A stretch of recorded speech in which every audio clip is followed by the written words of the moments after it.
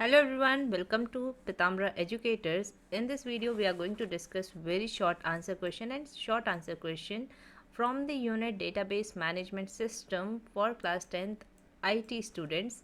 Very short answer questions will be of 1 marks and short answer question will be of 2 marks. So I have seen the sample paper और उससे मिलते जुलते जो questions बन सकते थे, I framed those questions from this unit database management system. So let's begin.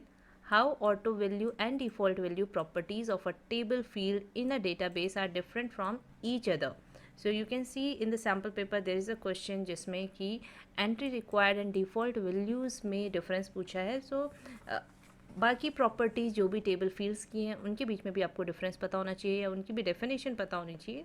So here auto value, if you set it to yes then field will get auto numeric values. Means जब आप auto value को yes set करते हो then क्या होता है 1 2 3. आपको याद होगा कि जो भी फील्ड आप न्यूमेरिक टाइप का होना चाहिए पहले वो फील्ड, फिर क्या होता है उसमें 1 2 3 खुद से आने लग जाते हैं. This property is available for numeric data type only. तो ये जो ऑटो वैल्यू प्रॉपर्टी है this is only available for numeric data type.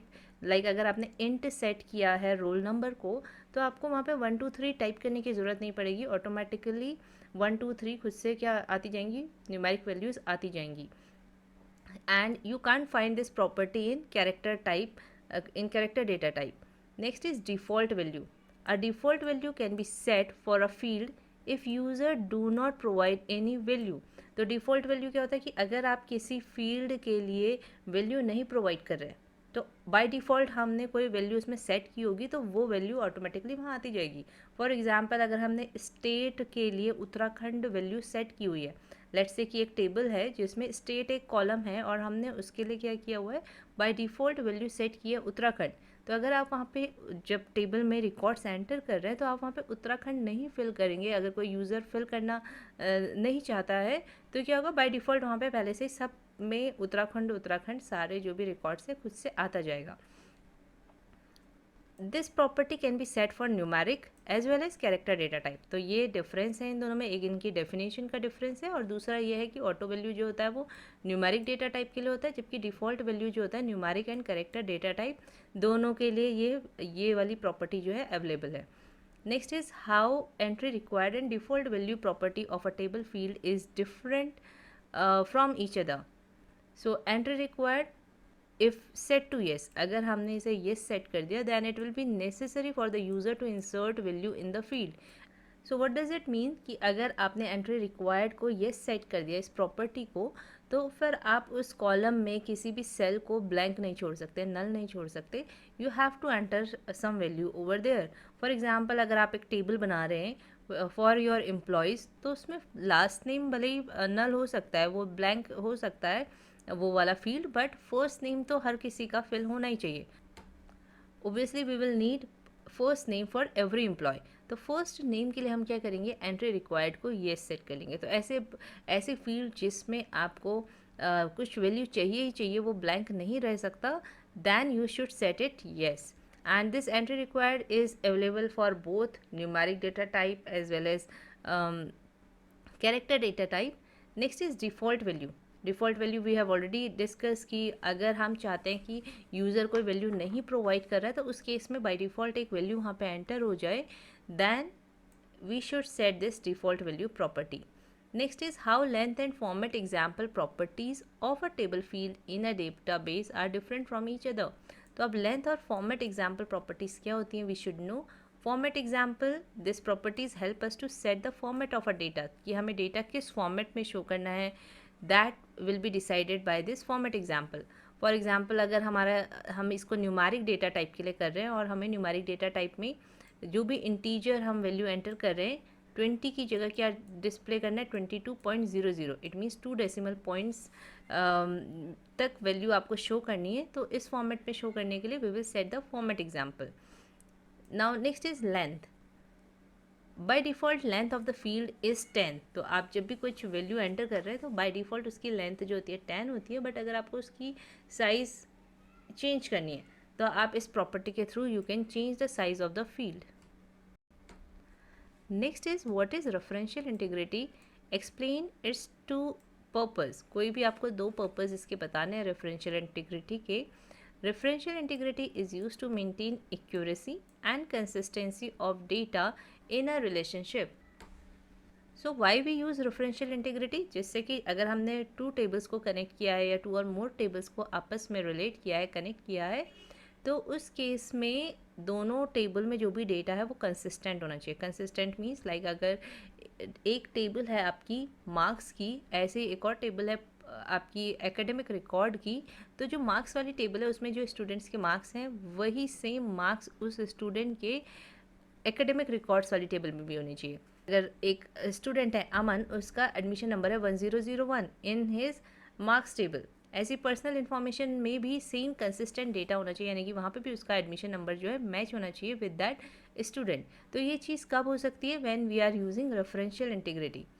In base, data can be linked using between two or more tables with the help of primary key and foreign key constant। तो आपको याद भी होगा कि हमने ये video में discuss किया था that we can connect two tables, we can link two tables with the help of primary key and foreign key constraint। तो foreign key याद होगा आपको कि जो base table की primary key होती है that acts as a foreign key in another table, in the child table। तो अगर आपको ये कॉन्सेप्ट क्लियर नहीं है then you can check the videos in the playlist related to this database. Now next is what are its two purpose. So referential integrity helps to avoid, ये चीज़ें करने में इन चीज़ों को अवॉइड करती है रेफरेंशियल इंटीग्रिटी। क्या क्या चीज़ें अवॉइड होती है? Records can be added to the related table if there is no associated record available in the primary key table। so for example अगर यहाँ पे primary key वाली table जो है personal information of a student है, personal information, और ये है आपकी marks table, और ये मार्क्स टेबल जो है वो पर्सनल इन्फॉर्मेशन से रिलेटेड है, क्योंकि यहाँ पे जो भी इन्फॉर्मेशन स्टूडेंट्स, जो भी स्टूडेंट्स की इन्फॉर्मेशन होगी ओब्वियसली उन्हीं के मार्क्स यहाँ पे स्कूल में एंटर हो रहे होंगे ना। जो स्कूल में आपके स्टूडेंट्स होंगे उनकी ही पर्सनल इन्फॉर्मेशन यहाँ पे होगी और उन्हीं स्टूडेंट्स के मार्क्स इस टेबल में होंगे।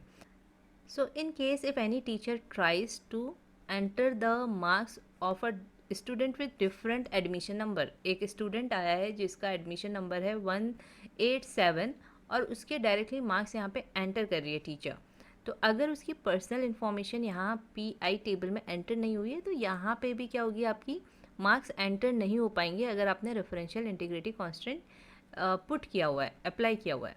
So it helps you to avoid records can be added to a related table। अगर यहाँ पे कोई एसोसिएटेड रिकॉर्ड है ही नहीं, अगर उस एडमिशन से रिलेटेड यहाँ पे एडमिशन नंबर से रिलेटेड यहाँ पे कोई रिकॉर्ड नहीं है तो आप उसके मार्क्स भी एंटर नहीं कर सकते। Values can be modified in a primary if any dependent records are present in the associated table.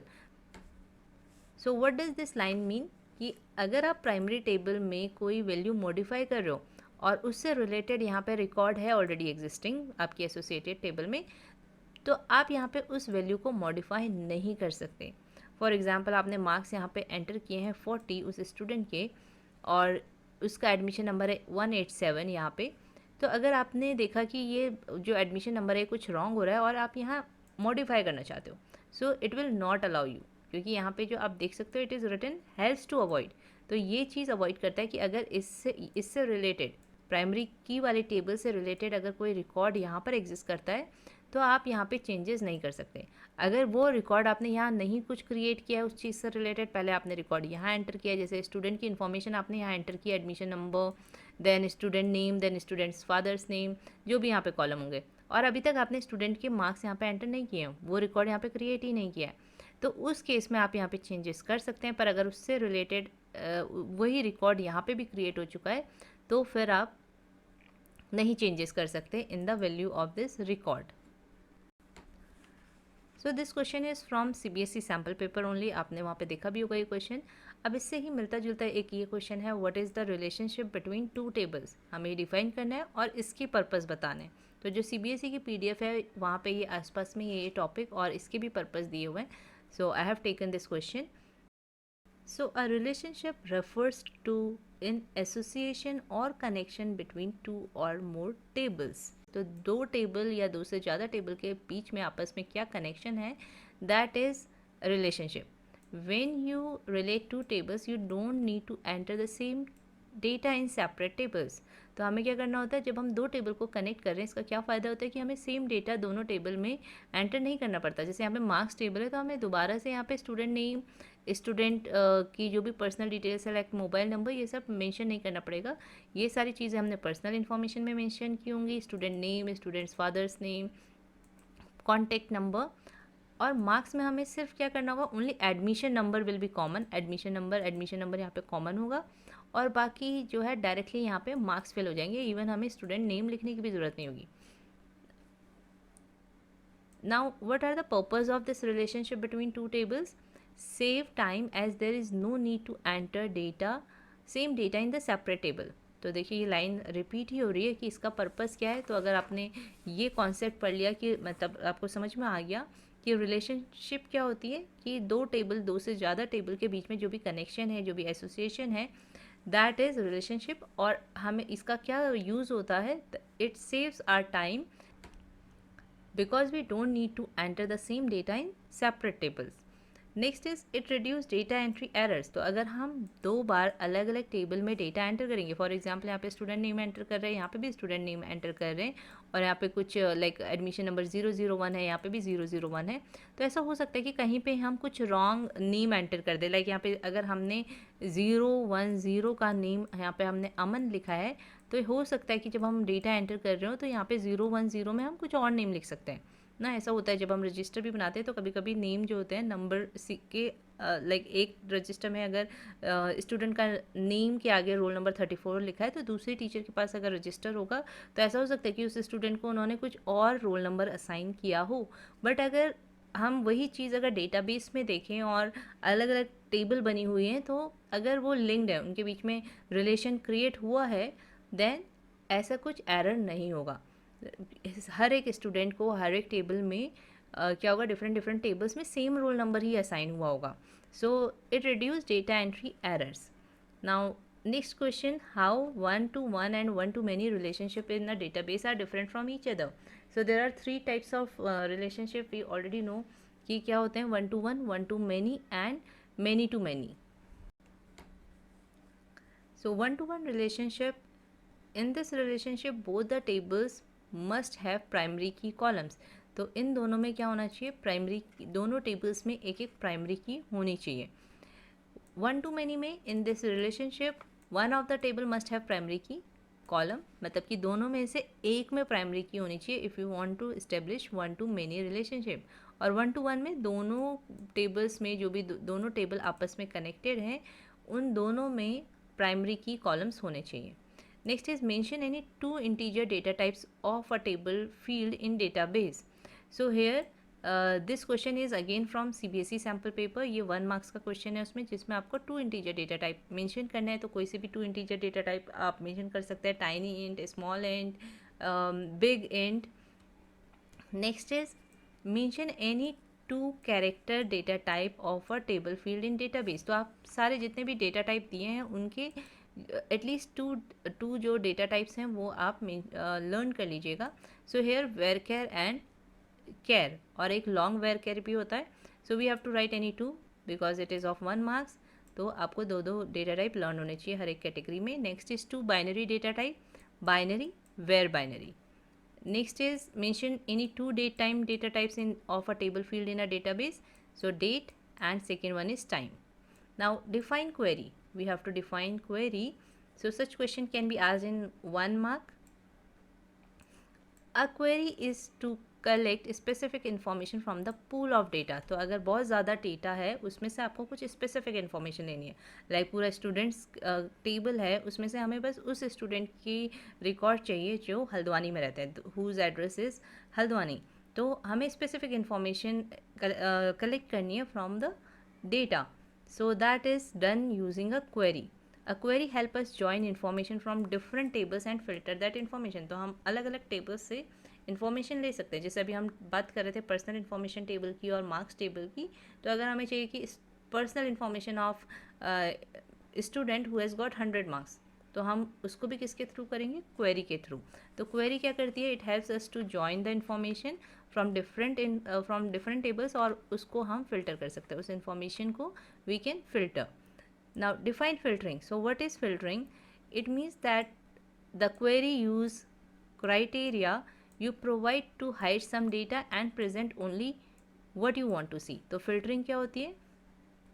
That we are putting some criteria so that some data, unwanted data जो हमें चाहिए ही नहीं, that will be hidden, and the data which we want to see, which we want to get will be presented. सो ये जो filtering है इसकी definition आपकी CBSE की पीडीएफ में दी हुई है. That's why I have taken this term, क्योंकि सीबीएसई की पीडीएफ में जितना भी कंटेंट है उससे कुछ भी क्वेश्चन पूछा जा सकता है. So you should know what is sorting, what is filtering, what is query, what is report, what is form. ऐसी बेसिक वर्ड्स की डेफिनेशन तो हमें पता ही होनी चाहिए. Now next is identify the columns and data types of a table railways. तो sample paper में जो क्वेश्चन है वो है टेबल एयरलाइंस, उसके आपको कॉलम और डेटा टाइप पता होना चाहिए. तो ऐसे ही यहाँ पे हमने रेलवेज लिए, तो इसके लिए क्या कॉलम हो सकते हैं? Train number, number of passengers, arrival time, departure time, fares. ऐसे ही अगर हम कुछ और टेबल ले तो आपको खुद इमेजिन करने होंगे कि क्या क्या कॉलम हो सकते हैं. So at least 4 columns we have to right. और फिर डेटा टाइप, तो ट्रेन नंबर टेक्स्ट हो सकता है, वेयर केयर भी हो सकता है. Next number of passenger, it will be integer data type, और you can write tiny int भी लिख सकते हैं आप. Next is arrival time, it will be date और टाइम, या फिर आप यहाँ पे सिंपली टाइम लिख सकते हैं. Next is departure time, so obviously यहाँ पे भी टाइम हो सकता है या डेट और टाइम हो सकता है. फेयर्स, सो फेयर्स क्या होंगे? That will be in float, और you can mention here double also. Next is differentiate between where and order by clause. So we have to write the difference between where and order by clause. तो order by clause कब होता है? जब हमें क्या करना होता है, जो भी रोज़ हैं उनको एक ऑर्डर में अरेंज करना होता है. It means either in ascending और descending order. So it specifies an order in which to return the rows. तो हमें किस ऑर्डर में रोज़ रिटर्न करनी है उसको हम स्पेसिफाई करते हैं by using this clause order by. या फिर हम ये भी लिख सकते हैं कि order by is used for sorting the data, sorting the rows of the table. Sorting मतलब वही है कि किसी ऑर्डर में अरेंज करना. Next is where clause. Where clause क्या करता है? It specifies which rows to retrieve. Here I have only explained it using a line. इसकी बस डेफिनेशन लिखी है कि वेयर जो होता है वो क्या डिफाइन करता है कि विच रोज टू बी रिट्रीव. आप यहाँ पे एग्जाम्पल के थ्रू भी इसे एक्सप्लेन कर सकते हैं. Like select asterisk from student where marks equals to 100. फिर आप उसे एक्सप्लेन कर सकते हैं कि here only the rows which are having value of mark column 100, only those rows will be retrieved. और ऑर्डर बाय में आप लिख सकते हैं like select star from student order by student. तो इस केस में क्या होगा? जो भी स्टूडेंट नेम है, जो भी स्टूडेंट, हमने ऑर्डर बाय स्टूडेंट नेम लिखेंगे, तो जो भी स्टूडेंट नेम के अकॉर्डिंग जो भी रोज़ सॉर्ट हो जाएंगी अल्फ़ाबेटिकल ऑर्डर में, तो उस तरीके से रोज़ आपको डिस्प्ले हो जाएंगी. Now next is define form. A form is a database object that you can use to enter, edit और display data from a table और अ क्वेरी. तो फॉर्म क्या है? एक डेटाबेस ऑब्जेक्ट है. इवन क्वेरी, रिपोर्ट, ये सब क्या है? डेटाबेस ऑब्जेक्ट है. टेबल भी डेटाबेस ऑब्जेक्ट है. So it allows user to enter, edit और display data from a table. तो हम टेबल का डेटा एंटर भी कर सकते हैं, यानी कि जो भी टेबल में हमें डेटा एंटर करना है वो we can enter it through form. हम चेंजेस भी कर सकते हैं, we can edit the data in a table using form, और हम डिस्प्ले भी कर सकते हैं जो भी टेबल का डेटा है, we can display that in the form. And even the data of a query. तो क्वेरी भी कैसा रिजल्ट देती है आपको? In the form of a table. Query का जो रिजल्ट आता है, लाइक अगर हम क्वेरी रन कर रहे हैं select asterisk from student table, तो जो रिजल्ट आएगा इसका it will be in the form of table. तो उसको भी हम फॉर्म के थ्रू प्रेजेंट कर सकते हैं. So these many questions I have prepared for your practice. I hope कि आपको ये क्वेश्चंस हेल्पफुल लगे होंगे. एंड अगर आपके टीचर भी सैम्पल पेपर को फॉलो करते हुए और सीबीएसई की पीडीएफ को फॉलो करते हुए प्री बोर्ड का क्वेश्चन पेपर प्रिपेयर कर रहे होंगे, सो you will find such questions in your pre-board question paper also. So I wish you good luck for your pre-board exam, for your board exam. And if you have liked this video, अगर आपको ये video पसंद आई है तो like करिएगा, comment करिएगा and अपने friends के साथ शेयर करिएगा. And thank you for watching this video.